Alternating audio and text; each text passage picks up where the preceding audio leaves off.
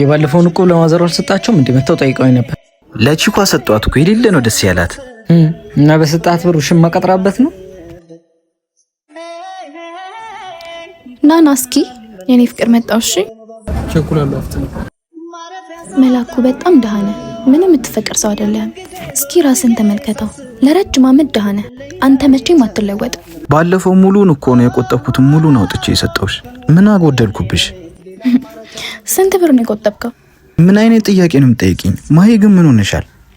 ለማንኛውም እስከዛሬ የሰጠኸኝ ብር በአንድ ራስ የሚያልቅ ነው። እሺ አንቺ ለመመለስ ምንድነው ማድረግ ያለብኝ? መጀመሪያ ገንዘብ ያዝ፣ ከዛ በጣም ሀብታም ያኔት እንደምታገኘኝ ታውቃለህ። እስከዛ ግን አጠገቤ ብትደርስ ፈጣሪ ራሱ ይቅር አይልም።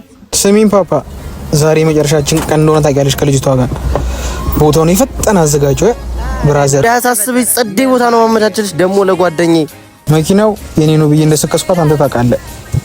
ደግሞ የሚያስጠላው መኪናው ዛሬ ነው የሚመልስ። ጓደኛዬ ላት ምን ለነገሩ ልክ ነች። ህይወት በሁሉም ደሃ ላይ ትበረታለች። ስማ ጓደኛዬ፣ ሁሉም ማስመሳይ ነው። ስታጣ ሁሉም ይክዳል። ገባ? ከሌለ የለህም፣ ማንም አይፈልግህም፣ ትደብራቸዋል፣ ይርቋል። ስለዚህ በርትተህ ስራ እና ገንዘብ እንያዝ። ጅል አፍቃሪ ስላልደረሰብሽ ነው። እናንተ ብትሆኑ ምን ታረጉ ነበር?